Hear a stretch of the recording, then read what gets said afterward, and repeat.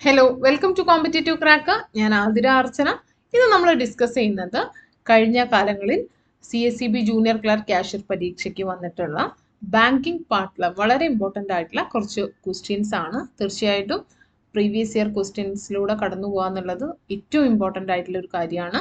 അപ്പോൾ നമുക്ക് എന്തൊക്കെയാണ് ബാങ്കിങ് മേഖലയിലെ ഇമ്പോർട്ടൻ്റ് ആയിട്ടുള്ള ചോദ്യങ്ങളെന്ന് നോക്കാം.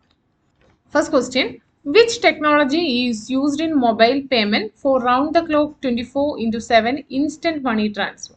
Instant money transfer യൂസ് ചെയ്യുന്ന മൊബൈൽ പേയ്മെന്റ് സിസ്റ്റം ഏതാണ്? നമുക്കറിയാം നെഫ്റ്റ് എന്ന് പറയുന്നത് നാഷണൽ ഇലക്ട്രോണിക് ഫണ്ട് ട്രാൻസ്ഫർ ആണ്.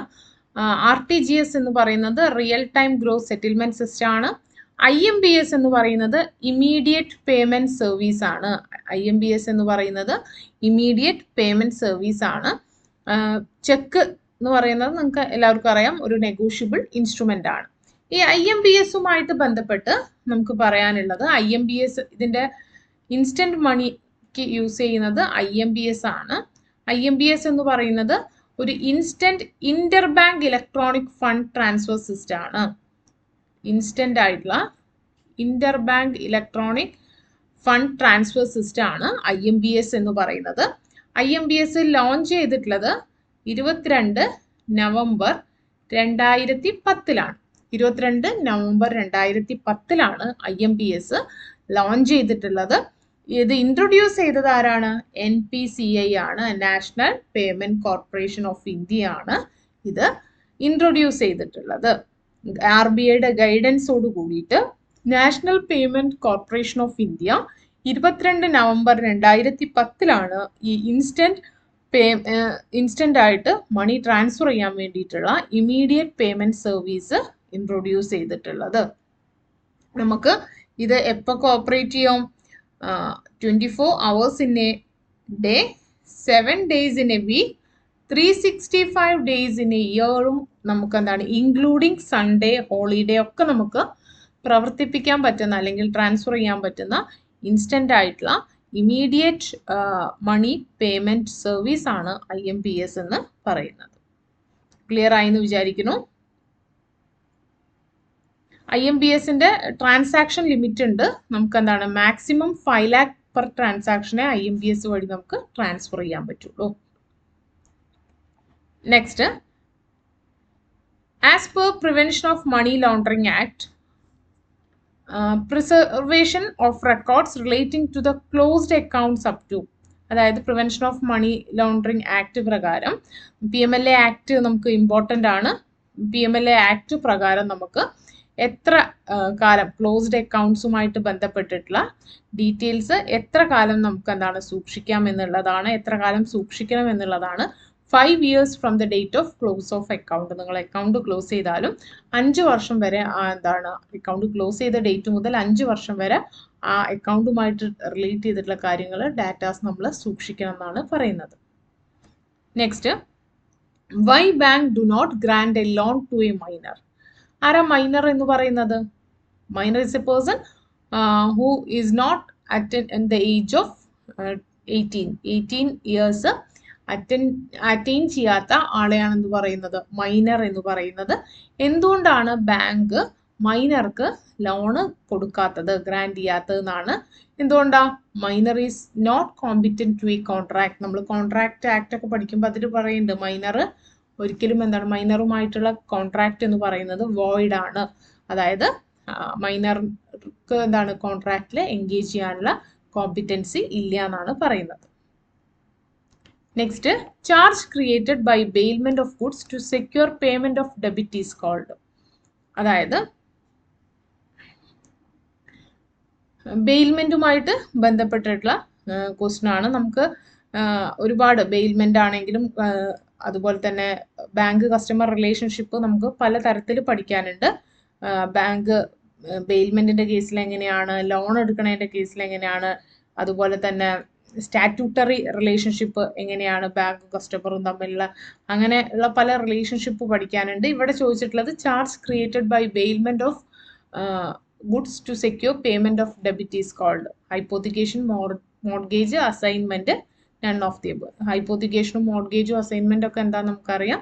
ഇവിടെ എന്താണ് answer? None of the above ആണ്. Next, When an account remains out of order for 90 days, it is classified as NPA. This typically applied to NPA എന്തുമായിട്ട് ഏതൊക്കെ അക്കൗണ്ട്സിനാണ് apply ചെയ്യുന്നത്? Out of order for 90 days ഏതാണ്? Over draft അല്ലെങ്കിൽ cash credit accounts ആണ്. Over draft എന്ന് പറയുന്നത് current account ഹോൾഡേഴ്സിന് കിട്ടുന്ന ഒരു privilege ആണ്. ഓവർ ഡ്രാഫ്റ്റ് എന്ന് പറയുന്നത് അവരുടെ അക്കൗണ്ടിൽ ഉള്ളതിനേക്കാൾ ബാലൻസ് അവർക്ക് വിഡ്രോ ചെയ്യാനുള്ള ഒരു എന്താണ് ഒരു പ്രിവിലേജ് അവർക്ക് കിട്ടുകയാണ്. അതിനൊരു കറക്റ്റ് പീരീഡ് ഉണ്ടായിരിക്കും. അതിൻ്റെ ഉള്ളിൽ അവരെന്താണ് അത് തിരിച്ചടയ്ക്കണം. Next, which of the following is not a classification of NPA? താഴെ പറയുന്നതിൽ NPA അല്ലാത്തത് ഏതാണെന്നാണ്. അപ്പോൾ NPAയിൽ നമുക്കറിയാം, NPA പ്രകാരം നമുക്ക് സ്റ്റാൻഡേർഡ് സബ് സ്റ്റാൻഡേർഡ് അസറ്റ് ഉണ്ട്, ഡൗട്ട്ഫുൾ അസറ്റ് ഉണ്ട്, ലോസ് അസറ്റ് ഒക്കെ ഉണ്ട്. NPAയിൽ പെടാത്തത് സ്റ്റാൻഡേർഡ് അസറ്റ് ആണ്. സ്റ്റാൻഡേർഡ് അസറ്റ് എന്ന് പറയുന്നത് നമുക്ക് എന്താണ് അവിടെ ഒരിക്കലും ആ സ്റ്റാൻഡേർഡ് അസറ്റ് നോൺ പെർഫോമിംഗ് അല്ല. നോൺ പെർഫോമിംഗ് അല്ലാത്ത അസറ്റുകളാണ് എന്ത് പറയുന്നത്? സ്റ്റാൻഡേർഡ് അസറ്റ് എന്ന് പറയുന്നത്. അപ്പോൾ ഇതിൽ വരാത്തത് സ്റ്റാൻഡേർഡ് അസറ്റ് ആണ്. Next, relationship between bank and customer in the case of collection of cheque. ചെക്കിന്റെ കളക്ഷനുമായിട്ട് ബന്ധപ്പെട്ട് ബാങ്ക് കസ്റ്റമർ റിലേഷൻഷിപ്പ് എന്താണെന്നുള്ളതാണ്. പല രീതിയിൽ നമ്മൾ നേരത്തെ പറഞ്ഞു, പല രീതിയിൽ ബാങ്ക് കസ്റ്റമർ റിലേഷൻഷിപ്പ് ഉണ്ട്. ബാങ്കും കസ്റ്റമറും തമ്മിലുള്ള റിലേഷൻഷിപ്പ് ഏത് ആക്ട് പ്രകാരമാണ് പറയുന്നത്? ബാങ്കിങ് റെഗുലേഷൻ ആക്ട് 1949 പ്രകാരമാണ് പറയുന്നത്. Bank customer relationship primary govern ചെയ്യുന്നത് ബാങ്കിങ് റെഗുലേഷൻ ആക്ട് 1949 ആണ്. ഈ ബാങ്ക് കസ്റ്റമർ റിലേഷൻഷിപ്പ് പല രീതിയിലുണ്ട്. ബാങ്ക് ഒരു ഡെപ്പോസിറ്റ് ചെയ്യുകയാണെങ്കിൽ നമ്മളെ ബാങ്കും തമ്മിലുള്ള റിലേഷൻഷിപ്പ് ആയിരിക്കില്ല ലോൺ എടുക്കുന്ന സമയത്ത്. അങ്ങനെ പലതരത്തിലുള്ള ഡെപ്പോസിറ്റിന്റെ കേസിലാണെന്നുണ്ടെങ്കിൽ എന്താണ് ബാങ്കും കസ്റ്റമറും തമ്മിലുള്ള റിലേഷൻഷിപ്പ് എന്ന് പറയുന്നത് ഡെപ്റ്റർ ക്രെഡിറ്റർ റിലേഷൻഷിപ്പ് ആണ്. പിന്നെ വിഡ്രോവലിന്റെ സമയത്ത് എന്താണ് ക്രെഡിറ്റർ ഡെപ്റ്റർ റിലേഷൻഷിപ്പ് ആണ്. അങ്ങനെയുള്ള പല രീതിയിലുള്ള റിലേഷൻഷിപ്പുകൾ. ജനറൽ റിലേഷൻഷിപ്പ് ഏതാണെന്ന് ചോദിച്ചാൽ ബാങ്കും കസ്റ്റമറും തമ്മിലുള്ള ജനറൽ റിലേഷൻഷിപ്പ് ഏതാണെന്ന് ചോദിച്ചാൽ അത് ഡെപ്റ്റർ ക്രെഡിറ്റർ റിലേഷൻഷിപ്പ് ആണ്. ഇത് ഡെപ്പോസിറ്റുമായിട്ട് ബന്ധപ്പെട്ടതാണ്. Debtor creditor relationship. ഇനി ലോണിന്റെ കേസിൽ അപ്പൊ എന്തായിരിക്കും? ലോണിന്റെ കേസിൽ നേരെ തിരിച്ചായിരിക്കും. ബാങ്ക് ക്രെഡിറ്റർ ആയിരിക്കും, കസ്റ്റമർ എന്താണ് ഡെപ്റ്റർ ആയിരിക്കും. പിന്നെ ഏജന്റ് പ്രിൻസിപ്പൽ റിലേഷൻഷിപ്പ് ഉണ്ട്. ഏജന്റ് പ്രിൻസിപ്പൽ റിലേഷൻഷിപ്പ് വരുന്നത് ചെക്കിന്റെ കേസിൽ ഡ്രാഫ്റ്റ്, പിന്നെ അതുപോലെ തന്നെ ഇൻട്രസ്റ്റ് ഡിവിഡൻഡ് ഒക്കെ കളക്ട് ചെയ്യുക, ഇൻഷുറൻസ് പ്രീമിയം പേ ചെയ്യുക, അങ്ങനത്തെ കേസിലൊക്കെ ഏജന്റ് പ്രിൻസിപ്പൽ റിലേഷൻഷിപ്പ് ആയിരിക്കും. പിന്നെ അതുപോലെ തന്നെ നമുക്ക് ലെസ്സർ റിലേഷൻഷിപ്പ് ഉണ്ട്. സേഫ് ഡെപ്പോസിറ്റ് ലോക്കറിന്റെ ഒക്കെ കേസിലാണ് അങ്ങനത്തെ റിലേഷൻഷിപ്പ് എക്സിസ്റ്റ് ചെയ്യുന്നത്. അപ്പൊ ഇവിടെ കളക്ഷൻ ഓഫ് ചെക്കിന്റെ കേസിൽ ബാങ്ക് കസ്റ്റമർ റിലേഷൻഷിപ്പ് എന്താണെന്നാണ് നമ്മൾ നേരത്തെ പറഞ്ഞ പോലെ തന്നെ ഏജന്റ് പ്രിൻസിപ്പൽ റിലേഷൻഷിപ്പ് ആണ്. Bank act as an agent of the customer. കസ്റ്റമറുടെ ഏജന്റ് ആയിട്ടാണ് ബാങ്ക് ആക്ട് ചെയ്യുന്നത്. Next, what type of ATM is located within a bank branch? ബാങ്കിന്റെ ബ്രാഞ്ചിൽ ലൊക്കേറ്റ് ചെയ്യുന്ന ATM ഏതാണെന്നാണ്. ബാങ്കിന്റെ ബ്രാഞ്ചിൽ ലൊക്കേറ്റ് ചെയ്യുന്ന ATM അറിയപ്പെടുന്നത് ഓൺ സൈറ്റ് ATM എന്നുള്ള പേരിലാണ്. ബാങ്കിന്റെ എന്താണ് ബാങ്കുമായിട്ട് അറ്റാച്ച് ചെയ്ത് അല്ലെങ്കിൽ ബാങ്കിന്റെ പ്രിമൈസസിൽ പ്രവർത്തിക്കുന്ന ATMനെയാണ് ഓൺ സൈറ്റ് ATM എന്ന് പറയുന്നത്. ATM എന്ന് പറയുന്ന ATMന്റെ ഫുൾ ഫോം അടക്കം നമുക്ക് പരീക്ഷയ്ക്ക് വന്നിട്ടുണ്ട്. ATM എന്ന് പറയുന്നത് ഓട്ടോമാറ്റഡ് ടെല്ലർ മെഷീൻ ആണ്. ATM എന്ന് പറയുന്നത് ഓട്ടോമേറ്റഡ് ടെല്ലർ മെഷീൻ ആണ്. ഈ ATM ഒരു ഡയറക്റ്റ് മാർക്കറ്റിങ്ങിന്റെ ബേസിൽ വന്നിട്ടുള്ള ഒരു ഇതാണ് ATM എന്ന് പറയുന്നത്. മാക്സിമം ATMs ഓപ്പൺ ചെയ്യുക എന്നുള്ളത് ഒരു ഡയറക്റ്റ് മാർക്കറ്റിങ്ങിന്റെ ഫംഗ്ഷൻ ആണ്. ഈ ATMുമായിട്ട് അസോസിയേറ്റ് ചെയ്ത് നമുക്ക് പറയുകയാണെങ്കിൽ ജോൺ ഷെപ്പേർഡ് ബാരൺ ആണ് ATM ഇൻട്രൊഡ്യൂസ് ചെയ്തത് അല്ലെങ്കിൽ ഇൻവെന്റ് ചെയ്തത് ജോൺ ഷെപ്പേർഡ് ബാരൺ ആണ്. പിന്നെ ATMകൾ ഇന്ത്യയിൽ സെറ്റപ്പ് ചെയ്യാൻ വേണ്ടിയിട്ട് റെക്കമെൻഡ് ചെയ്ത കമ്മിറ്റിയാണ് രംഗരാജൻ കമ്മിറ്റി എന്നുള്ളത്. രംഗരാജൻ കമ്മിറ്റിയുടെ റെക്കമെൻഡേഷൻ പ്രകാരമാണ് ATMകൾ ഇന്ത്യയിൽ ഇൻട്രൊഡ്യൂസ് ചെയ്തിട്ടുള്ളത്. ഫസ്റ്റ് ATM ഇന്ത്യയിൽ സെറ്റപ്പ് ചെയ്തത് 1987 മുംബൈയിലാണ് HSBC എന്ന് പറഞ്ഞ ബാങ്കാണ് ഇത് എസ്റ്റാബ്ലിഷ് ചെയ്തത്. അപ്പം ഇതാണ് ATMുമായിട്ട് ബന്ധപ്പെട്ട്. അപ്പോൾ ബാങ്കിന്റെ പ്രിമൈസിൽ അല്ലെങ്കിൽ ബ്രാഞ്ചിൽ ലൊക്കേറ്റ് ചെയ്യുന്ന ATM അറിയപ്പെടുന്നത് ഓൺസൈറ്റ് ATM എന്നുള്ള പേരിലാണ്. Next, demand draft issued by bank to be valued for. അതായത് ബാങ്ക് ഇഷ്യൂ ചെയ്യുന്ന ഡിമാൻഡ് ഡ്രാഫ്റ്റ് DD എത്ര കാലത്തേക്കാണ്, അതിൻ്റെ കാലാവധി എത്ര ടൈം ആണെന്നാണ്. നോർമലി 3 months ആണ്. ഇനി ക്രോസിംഗ് ഇൻ എ ചെക്ക്, ക്രോസിംഗുമായിട്ട് ബന്ധപ്പെട്ടതാണ്. ക്രോസിംഗുമായിട്ട് ബന്ധപ്പെട്ട് നമുക്ക് പറയുകയാണെങ്കിൽ ക്രോസിംഗ് എപ്പോഴും എവിടെ ചെയ്യണം എന്നാണ് പറയണ, ചെക്കിന്റെ ഫേസ് പാർട്ടിൽ ചെയ്യുന്നതാണ് ക്രോസിംഗ് എന്ന് പറയുന്നത്. Crossing must be on the face of the cheque. ചെക്കിന്റെ ഫേസ് പാർട്ടിലാണ് ക്രോസിംഗ് ചെയ്യേണ്ടത്. ചെക്കുമായിട്ട് പഠിക്കുമ്പോൾ നമുക്ക് പലതരത്തിലുള്ള ചെക്കുകൾ പഠിക്കാനുണ്ട്. ആന്റി ഡേറ്റഡ് ചെക്ക് ഉണ്ട്, പോസ്റ്റ് ഡേറ്റഡ് ചെക്ക് ഉണ്ട്, സ്റ്റേൽ ചെക്ക് ഉണ്ട്, ചെക്ക് പിന്നെ അതുപോലെ തന്നെ മ്യൂട്ടിലേറ്റഡ് ചെക്ക് ഉണ്ട്. അങ്ങനെ പലതരം ചെക്കുകളുണ്ട്. ഇവിടെ ക്രോസിംഗുമായിട്ട് ബന്ധപ്പെട്ട കാര്യമാണ് പറയുന്നത്. ക്രോസിംഗ് എങ്ങനെയായിരിക്കണം? Must be on the face of the cheque. ഇനി സാൻസ് റീകോസ് മീൻസ് എൻഡോസ്മെന്റുമായിട്ട് ബന്ധപ്പെട്ട കാര്യമാണ്. സാൻസ് റീകോസ് എൻഡോസ്മെന്റ് എന്ന് പറയുന്നത് എന്താണ്? എൻഡോസ്മെന്റ് പറയുകയാണെന്നുണ്ടെങ്കിൽ സെക്ഷൻ 15 ഓഫ് നെഗോഷ്യബിൾ ഇൻസ്ട്രുമെന്റ് ആക്ടിലാണ് എൻഡോസിങ്ങിനെ കുറിച്ച് ഡിഫൈൻ ചെയ്യുന്നത്. അതിൽ പറയുന്നത് ഫേസിലോ ബാക്ക് സൈഡിലോ നമുക്ക് എന്താണ്, ഒരു ഇൻസ്ട്രുമെന്റിന്റെ ഫേസിലോ ബാക്ക് സൈഡിലോ നമുക്ക് ഒരു എൻഡോസ് ചെയ്യാവുന്നതാണ്. ഇനി എൻഡോസ് ചെയ്യാൻ അതിന് പറ്റിയില്ലെങ്കിൽ നമുക്ക് അതിലൊരു അഡീഷണൽ പേപ്പർ അറ്റാച്ച് ചെയ്തിട്ട് നമുക്ക് എൻഡോസ്മെന്റ് നടത്താം. എൻഡോസ്മെന്റ് എന്ന് പറയുന്നത് signing on the back of A negotiable instrument. ഒരു ടൈറ്റിൽ ട്രാൻസ്ഫർ ചെയ്യാൻ വേണ്ടിയിട്ട് ഒരു നെഗോഷ്യബിൾ ഇൻസ്ട്രുമെന്റിന്റെ ബാക്കിൽ സൈൻ ചെയ്യുന്നതിനെയാണെന്ന് പറയുന്നത് എൻഡോസ്മെന്റ് എന്ന് പറയുന്നത്. പല തരത്തിലുള്ള എൻഡോസ്മെന്റുകൾ ഉണ്ട്. ഇവിടെ ഫുൾ എൻഡോസ്മെന്റ് ഉണ്ട്, അല്ലെങ്കിൽ സ്പെഷ്യൽ എൻഡോസ്മെന്റ് ഉണ്ട്, പിന്നെ അതുപോലെ തന്നെ റെസ്ട്രിക്റ്റീവ് എൻഡോസ്മെന്റ് ഉണ്ട്, കണ്ടീഷണൽ എൻഡോസ്മെന്റ് ഉണ്ട്. ഇവിടെ അധികം എക്സാമിന് ചോദിച്ചിട്ടുള്ളത് സാൻസ് റീകോസ് എൻഡോസ്മെന്റ് ആണ്. വിത്തൗട്ട് ലയബിലിറ്റി ടു മീ, അതായത് ഒരു തരത്തിലുള്ള ലയബിലിറ്റിയും എൻഡോസർക്ക് ഇല്ലാത്ത എൻഡോസ്മെന്റിനെയാണ് സാൻസ് റീകോസ് എൻഡോസ്മെന്റ് എന്ന് പറയുന്നത്. ഇനി the right of set off is a, അതായത് സെറ്റ് ഓഫ് ചെയ്യാനുള്ള റൈറ്റ് എന്താണെന്നാണ്. അത് ബാങ്കിന്റെ പൂർണ്ണമായിട്ടും ബാങ്കിന്റെ ഡിസ്ക്രീഷൻ ആണ്. Bank's discretion. Right of set off is a bank's discretion.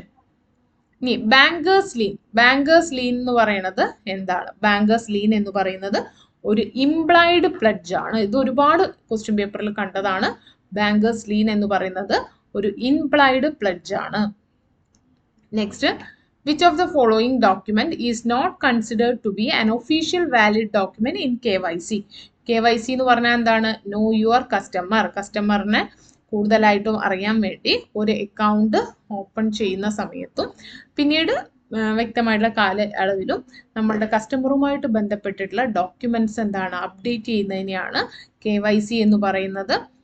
കസ്റ്റമറുമായിട്ട് ഒരു റിലേഷൻഷിപ്പ് സ്റ്റാർട്ട് ചെയ്യുന്ന സമയത്ത് തന്നെ നമ്മൾ എന്താണ് ഈ KYC പ്രൊസീജിയേഴ്സ് കംപ്ലീറ്റ് ചെയ്യും. എന്തിനു വേണ്ടിയിട്ടാണ്? മണി ലോണ്ടറിങ് അതുപോലെ ടെററിസ്റ്റ് ഫിനാൻസിങ് ഒക്കെ ഒഴിവാക്കാൻ വേണ്ടിയിട്ടാണ് നമ്മളിത് ചെയ്യുന്നത്. KYC ഇന്ത്യയിൽ ഗവേൺ ചെയ്യുന്നത് PMLA ആക്ട് ആണ്. Prevention of money laundering act 2002 പ്രകാരമാണ് KYC ഇന്ത്യയിൽ ഗവേൺ ചെയ്യുന്നത്. RBI ഗൈഡ് ലൈൻസ്, KYCയുമായിട്ട് ബന്ധപ്പെട്ട RBI ഗൈഡ് ലൈൻസ് 2002 ഇൻട്രൊഡ്യൂസ് ചെയ്തിട്ടുണ്ട്. പിന്നെ നമുക്ക് പറയുകയാണെന്നുണ്ടെങ്കിൽ KYCയുമായിട്ട് ബന്ധപ്പെട്ട് നമുക്ക് കസ്റ്റമേഴ്സിനെ പലതായിട്ട് തിരിച്ചിട്ടുണ്ട്. High risk customer, medium risk customer and low risk customers. അവർ അതായത് കാലാവധിക്ക് ഉള്ളിൽ എന്താണ് ഈ ഒരു KYC പ്രൊസീജിയേഴ്സ് കംപ്ലീറ്റ് ചെയ്യണം എന്നാണ് പറയുന്നത്. ഈ KYCന്റെ ഇത് പ്രകാരം ഇപ്പോൾ നമുക്ക് KYCയിൽ ഒഫീഷ്യൽ വാലിഡ് ഡോക്യുമെന്റ് അല്ലാത്തത് PAN card issued by income tax authority. Income tax authority issue ചെയ്യുന്ന പാൻ കാർഡ് എന്ന് പറയുന്നത് നമുക്കൊരു ഒഫീഷ്യൽ ഡോക്യുമെന്റ് ആയിട്ട് കണക്കാക്കാൻ പറ്റില്ല. Next, 14 banks were nationalised in 1969 നമുക്ക് ആദ്യമായിട്ട് നാഷണലൈസേഷൻ ഉണ്ടായത്. അന്ന് നാഷണലൈസ് ചെയ്തത് 14 ബാങ്കുകളാണ്. 14 ബാങ്കുകളാണ് അന്ന് നാഷണലൈസ് ചെയ്തത്. അപ്പോൾ പിന്നീട് സെക്കൻഡ് സ്റ്റേജിൽ നാഷണലൈസേഷൻ നടന്നു. പിന്നെ ആദ്യത്തെ സ്റ്റേജിൽ നാഷണലൈസേഷൻ നടന്നത് 14 ബാങ്ക്സ് ആണ്. അപ്പോൾ നമ്മൾ കുറച്ച് അധികം ക്വസ്റ്റ്യൻസ് ബാങ്കിങ്ങുമായിട്ട് ബന്ധപ്പെട്ട ഡിസ്കസ് ചെയ്തു. തീർച്ചയായിട്ടും നിങ്ങൾക്ക് ക്ലിയർ ആയി എന്ന് വിചാരിക്കുന്നു. അപ്പോൾ നമുക്ക് ഏതൊക്കെ ഏരിയാസ് ആണ് പഠിക്കേണ്ടതെന്നും എങ്ങനെയാണ് CSEB എക്സാമിന് നമ്മൾ ഒരു ഷോർട്ട് സ്പാൻ ഓഫ് ടൈമിൽ എങ്ങനെയാണ് പഠിക്കേണ്ടതെന്നും ഒക്കെ നമുക്ക് എന്താണ് നമ്മളുടെ 3 month കോഴ്സിലൂടെ നിങ്ങൾക്ക് ആപ്പിൽ നമ്മളുടെ ഡാറ്റാസ് ഉണ്ട്. ഒന്നുകൂടി പറയട്ടെ. ഓക്കെ, അപ്പോൾ നമ്മൾ ഇതുവരെ ഡിസ്കസ് ചെയ്തത് ബാങ്കിങ് മേഖലയിൽ വളരെ ഇമ്പോർട്ടൻ്റ് ആയിട്ടുള്ള ക്വസ്റ്റ്യൻസ് ആണ്. നമ്മുടെ CSEB എക്സാം ഇനി നമുക്ക് അടുപ്പിച്ച് എക്സാം വരികയാണ്. അപ്പോൾ ഈ ഒരു എക്സാമിന് ഫോക്കസ് ചെയ്തുകൊണ്ടാണ്, പ്യൂർലി എക്സാം ഫോക്കസ്ഡ് ആയിട്ടാണ് നമ്മൾ ക്ലാസ്സസ് ക്യാരി ഓൺ ചെയ്യുന്നത്. നമ്മളുടെ ലൈവ് ക്ലാസ്സസ് ഉണ്ട്, റെക്കോർഡഡ് ക്ലാസ്സസ് ഉണ്ട്, പിന്നെ അതുപോലെ തന്നെ എക്സാംസും ഉണ്ട്. ഈ എക്സാമൊക്കെ നിങ്ങൾ എഴുതുന്ന വഴി നിങ്ങൾക്ക് എന്താണ് കൂടുതൽ CSEBയുടെ ക്വസ്റ്റ്യൻസ് പരിചയപ്പെടാനും ഒക്കെ അതിന് ഹെൽപ്ഫുൾ ആവും. തീർച്ചയായിട്ടും നമ്മുടെ 3 month കോഴ്സിൽ ജോയിൻ ചെയ്യാൻ താല്പര്യമുള്ള ഒരു ബോട്ട് നമ്പർ ആയിട്ടുള്ള 8921440580 എന്ന് പറഞ്ഞ നമ്പറിലേക്ക് കോൺടാക്ട് ചെയ്യാം. നമ്മൾ PSC പോലെ ഒരുപാട് ടൈമൊന്നും നമുക്ക് കാത്തിക്കണ്ട. നമ്മളുടെ എക്സാം നോട്ടിഫിക്കേഷൻ വന്ന് ഒരു കറക്റ്റ് ടൈമിൻ്റെ ഉള്ളിൽ നമുക്ക് എന്താണ് എക്സാം നടക്കും. അത് കഴിഞ്ഞ് വിത്തിൻ മന്ത്സോണ്ട് കൂടി നമുക്ക് എന്താണ് റിസൾട്ട് വരും. അത് കഴിഞ്ഞ് നമുക്ക് എന്താണ് ഒരു 6 month നോട്ടിഫിക്കേഷൻ വന്ന് ഏകദേശം ഒരു മാക്സിമം പോയാൽ ഒരു 6 to 7 monthസിൻ്റെ ഉള്ളിൽ നമുക്ക് പ്ലേസ്ഡ് ആവും. ആ രീതിയിലാണ് നമ്മളുടെ സഹകരണ സർവീസ് പരീക്ഷാ ബോർഡിൻ്റെ പ്രൊസീജിയേഴ്സ് നടക്കുന്നത്. അപ്പോൾ അതുകൊണ്ട് തന്നെ നിങ്ങളുടെ സ്വപ്ന ജോലി നിങ്ങൾക്ക് പെട്ടെന്ന് നേടാൻ വേണ്ടി നമ്മളുടെ കോഴ്സിൽ ജോയിൻ ചെയ്യാം. നിങ്ങളുടെ CSEB ജൂനിയർ ക്ലർക്ക് കാഷ്യർ പരീക്ഷ CCയോടൊപ്പം ക്രാക്ക് ചെയ്യാം. താങ്ക്